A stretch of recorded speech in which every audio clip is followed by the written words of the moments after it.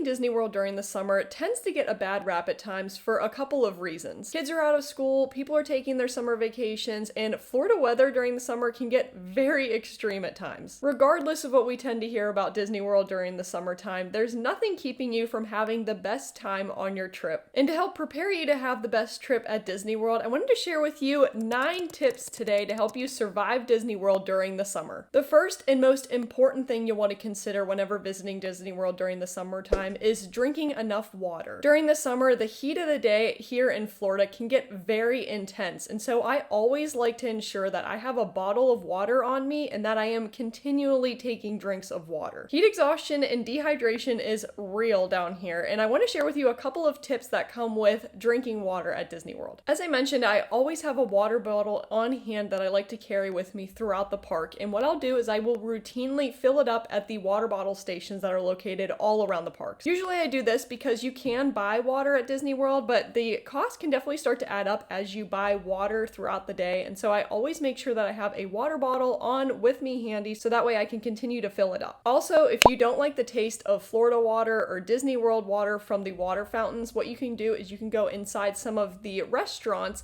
and actually fill up your water bottle at the fountains that they have. All this to say, I highly recommend staying up on your hydration throughout the day at Disney World because the heat can get to you very quickly, and you want to make sure that you can make the most of your day when in the parks. The second thing you want to make sure that you are doing is wearing sunscreen. We already talked about the Florida heat, and the Florida sun can get crazy down here as well, and so you want to make sure that you have enough sunscreen on you for your day at Disney World. You may think that you're going to be hopping in and out of rides and that you may not be as exposed to the sun, but that could be far from the truth. There are a lot of lines that are located outside, and whenever you're walking from attraction to attraction, you're really exposed to the sun. The last thing you would want to have happen is to get extremely burned the first day of your vacation and then be miserable the rest of your time while at Disney World. And so I recommend bring some sunscreen with you because it is expensive at Disney World, and just reapply it throughout the day whenever you're at the parks. Going along with the Florida heat, the third tip that I have for you here is to find ways to stay cool. The heat of Florida really gets to me in the summertime, and so I always like to make sure that I'm finding ways to keep myself cool. I talk a lot in my videos about taking AC breaks, and the best way that I like to do that is to find attractions, shows, or rides that are very well air conditioned. Also, I have seen a lot of people bring their own portable fan with them to Disney World to help keep them cool whenever they're either walking from attraction to attraction or just standing in a line waiting to get on an attraction. Another thing that I always like to do, and it sounds very silly, but any chance that I get to walk in shade, I will definitely take advantage of. During the middle of the day here in Florida, the sun can really beat down on you, and so anytime that I can walk in the shade and stay away from the sun, I definitely take advantage of, because believe me, you will get enough sun time down here. Also, another essential that I have seen people bring to help stay cool throughout the day are cooling towels. You can actually purchase some cooling towels at the stores here in Disney World, but I have seen that the price for one of the cooling towels is the price for 4 cooling towels that you can find on Amazon. I already talked a little bit about my AC break, but another tip that I have to help you recharge is tip number 4 here, to take breaks. Now, depending on the amount of time that you're going to be spending down here at Disney World, it may be beneficial for you to take some break days in between your park days. Usually during the summer months, the parks are open far longer than they usually are throughout the year, and you and your family may be very exhausted from a park day, so it might be nice to have some break days where you are at the pool, just having a pool day, or going resort hopping and taking a relaxing day off from going to the parks. Another great way to take breaks is to plan out your meals and to go and get a bite to eat during the hottest part of the day. A nice way to do this is to either plan a sit-down restaurant meal where you can sit, get an AC break, and have a nice time to recharge with your family, or you can mobile order some food from a quick service restaurant and eat inside to get a quick break. Shopping indoors at Disney World is also another great way to get a break where you're able to be in the shade, have some AC, and to recharge a little bit, but also do some Disney shopping. The 5th tip that I have for you here is to bring snacks. If you've seen some of my previous videos, you know that I love packing and bringing my own snacks and food with me to Disney World. I definitely look crazy with the amount of snacks that I bring with me to Disney World. My Loungefly bags definitely look like they're Mary Poppins bags because I'm just bringing snacks out of anywhere. But let me tell you, I have never complained about having too many snacks because they help me to stay recharged throughout my day. If I'm with a friend, I can share my snacks with them, and they keep me from getting hangry because being hangry at Disney World is one of the worst things. Another tip I have for you here as far as staying comfortable when you're in the parks is tip number 6 here, to wear comfortable clothing. Let me tell you, during the summertime, it gets very hot down here and you are going to sweat maybe even more than usual. I definitely recommend wearing clothing that you know is comfortable and definitely clothing that is breathable so that way it can help you to stay cool. As far as clothing that I like to wear during the summertime at Disney World, I like wearing a lot of crop tops, a lot of lightweight Nike shirts. I'll wear jean shorts, skirts at times, and flowy dresses are very nice as well. Test out your clothing ahead of time, wear it around for a day before you go on your trip, so that way you know that it's comfortable and it's something that you'd be comfortable wearing for your day at the parks. Also, we didn't even talk about the crazy rainstorms that happen down here during the summertime in Florida. So if you're able to wear some clothing that is okay and comfortable getting wet that can dry very easily, that's something that can definitely benefit you as well. You all may know that I love wearing the Croc wedges to the parks because it may rain, but I don't have to worry about my shoes getting wet. Going along with the crazy rainstorms that happen down here, it's nice to have an umbrella or a rain poncho on hand in case a pop-up shower does occur. So we talked about weather. Now let's talk about some of the crowds that may be at Disney World during the summertime. And the 7th tip that I have for you here is to plan out your rides. It's no secret, besides the holidays, summertime at Disney World is one of the busiest times that you can visit at the parks. We saw crazy crowds earlier this year. I can only imagine what summertime has in store. But what I recommend is definitely plan out the attractions and rides that you are hoping to get on whenever you are visiting the parks. You will notice that wait times are going to be longer than usual because of the crowds, and there may be some popular attractions in each of the parks that you are hoping to visit, but here are some tips to help you to be able to ride some of the rides you're hoping to get on, even though they may have long wait times. The best thing that you can do for yourself, if you're able to, is go to rope drop the parks. If you're not familiar with what rope drop means, essentially that is when the park officially opens and you can get into the parks to start to ride rides. If you are a Disney resort guest, what you can do is you can actually take advantage of early entry, which is a half hour earlier than when the parks are officially open. Taking advantage of early entry can help you to get in line for some of the most popular attractions at each of the parks, so that way you can hop right on them and not have to worry about doing them throughout the day when the wait time might be a little bit extreme. But either way, whether you plan on doing rope drop or not, I highly recommend that you make a list of some of the top 3 attractions that you're hoping to hit in each of the parks that you are planning on visiting, so that way you can absolutely get to them during your day. Another thing that you can take advantage of if you are wanting to skip some of the long lines is you can learn how to use the Disney Genie service and take advantage of the Lightning Lane. I have a separate video here that will help you to go through and learn how to use the Disney Genie service, but this may be a beneficial service to use during the summertime whenever wait times are going to be long. Either way, decide if it's a service that you want to use and figure out what rides you really want to go on and plan out your day whenever you are going during the summertime. Another thing you absolutely want to do and consider before getting to the parks is tip number 8 here: make reservations. There's 2 reservations that you'll want to consider. You'll want to consider park reservations and dining reservations. Now, I've mentioned this in previous videos, and you may already be familiar with the fact that if you are planning on visiting a Disney park, you have to have a theme park reservation for the day you are visiting that park. Now, during peak times, aka summertime, these theme park reservations can get completely booked up, which means if you don't have a theme park reservation, you're not going to be able to get into the parks. My tip to you is before you actually get to the parks, and if you know what day you are planning on visiting a particular park, make those theme park reservations as soon as possible. Another reservation you'll want to consider are dining reservations. Now, there are very popular dining locations that you can find at Disney World, and these reservations can book up very quickly. But going along with the HANGRY that I talked about earlier, you'll want to make sure that you have your dining reservations figured out ahead of time, so that way that can help you to plan out your days better whenever you're in the parks, and then you guarantee that you have a place to eat during your day. You can go on the My Disney Experience app and very easily make these dining reservations and see what's available. Either way, do some research, see where you may want to eat, and definitely secure those reservations ahead of time. And the 9th and final tip that I have for you here is to learn how to navigate Disney property. Now, if you are going to be a resort guest and you are staying on Disney property and plan on using Disney transportation, I highly recommend learning how to use that before actually getting to Disney World. In the morning and in the evening when the parks are opening and closing, lines for Disney transportation can get pretty long, and to keep from waiting in those long lines, it's nice to make sure that you know where you're actually going, so that way you can use your time efficiently. In the morning, I recommend getting to your Disney transportation earlier than usual, so that way you can beat the long lines. And then in the evening, Disney transportation can be crazy trying to get out of the park. So ultimately, it's nice to figure out how to get around Disney property, so that way you can avoid waiting in any long lines. This will help you too if you're planning on park hopping, so that way you can make the most of your time and not have to waste it by trying to figure out what Disney transportation to take or what route to take if if you are driving around Disney property. Based on what you may have heard about visiting Disney World during the summertime, I can totally understand the hesitation and concern you may have going into your trip, but ultimately with some planning and preparation,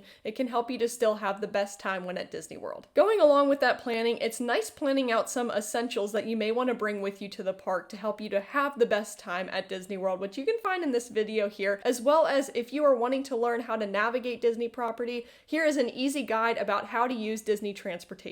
Enjoy your visit to Disney World this summer, and we'll see you guys in the next video. See you guys!